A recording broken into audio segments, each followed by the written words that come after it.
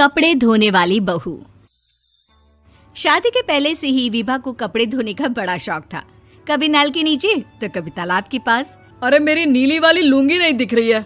विभा की अम्मा, कहाँ रखी है लुंगी? अरे वो तो विभा ने परसों ही धोकर रखी थी आपकी अलमारी में, देखो वहीं होगी। वो ना मैंने आज धो दी, मुझे लगा कि गंदी हो गई होगी।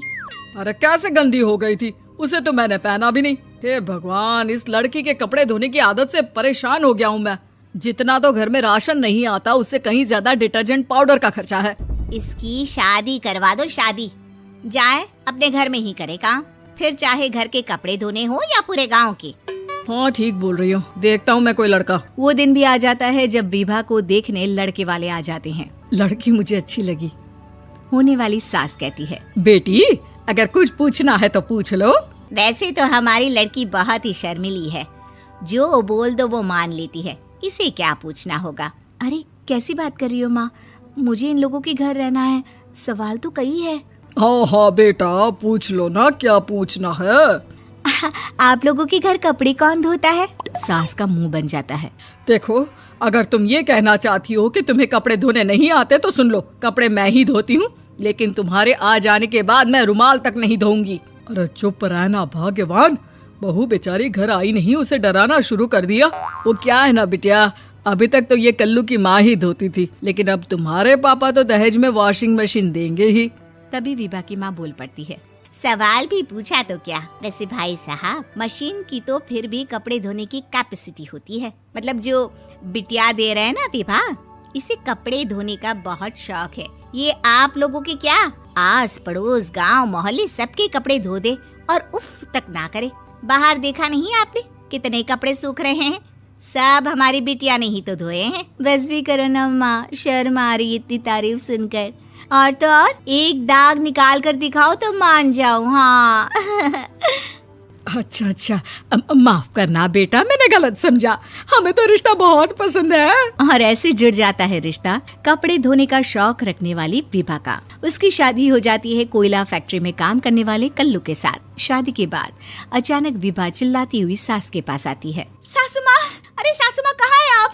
ये तो धोखा है, धोखा दिया आप लोगों ने मुझे। इसे ससुर के चक्कर के बारे में पता चल गया। अरे तो उसमें तुझे क्यों धोखा मिला है? अरे नल में पानी नहीं आता, कपड़े कैसे कब धुलेंगे? अच्छा, तू पानी नहीं आ रहा उसकी बात कर रही है। तो आपने क्या सोचा? कुछ नहीं।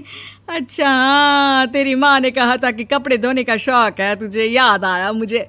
शौक बोलकर कपड़े धोने वाले मेरे जुनून को कम ना आके सासू माँ, कपड़ा धोना मेरा गुरूर है।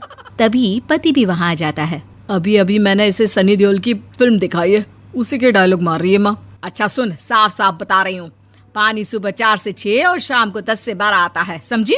विभा टाइमिंग सुनकर हैरान हो जाती है। ये क्या भूतों का मोहल्ला है?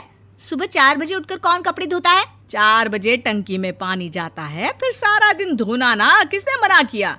अरे कैसी बात कर रही हैं? 200 लीटर की टंकी में कितने कपड़े धो लूंगी मैं? सुबह ही उठ जाऊंगी मैं। अब क्या था, विभा सुबह 4 से लेकर रात के 12 बजे तक कपड़े ही धोती रहती। एक रोज सास पड़ोस से निकलकर कहीं जा रही होती है कि साथ वाली कहती है, हाँ कल्लू की माँ, जरा ये बताओ कि 2 साड़ी है, 2 ब्लाउज और एक पेटीकोट और एक नाड़े वाला लंबा कच्छा।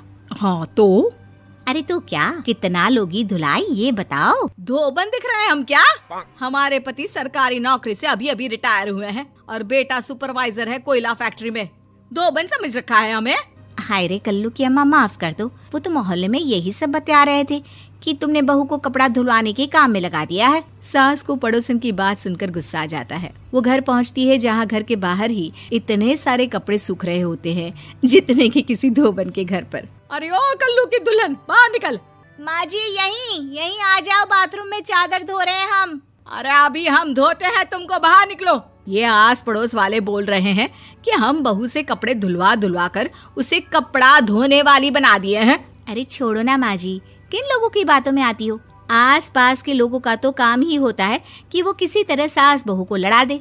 बहू सारे घर के कपड़े धोती है, ये क्या कम है? बोलिए। सास को भी लग जाता है कि वो बहू का ये सनकीपन नहीं छुड़वा सकती, इससे अच्छा है कि खुद ही चुप हो जाए।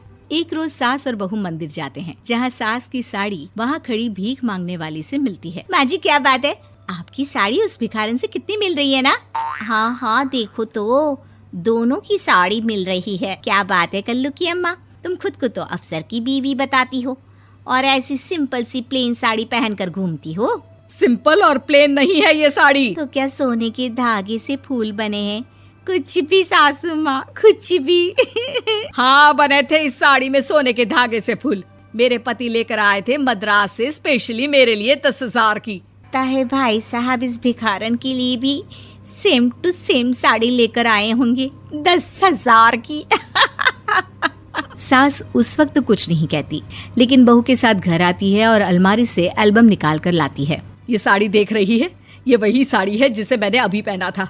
इस साड़ी में ये जो चमकदार फूल दिख रहे हैं ना, ये सोने के धागों से काटे गए हैं। लेकिन तू लोकल वॉशिंग मशीन ब्रश से घिस घिस कर सारे फूलों को निकाल कर साड़ी प्लेन कर दी।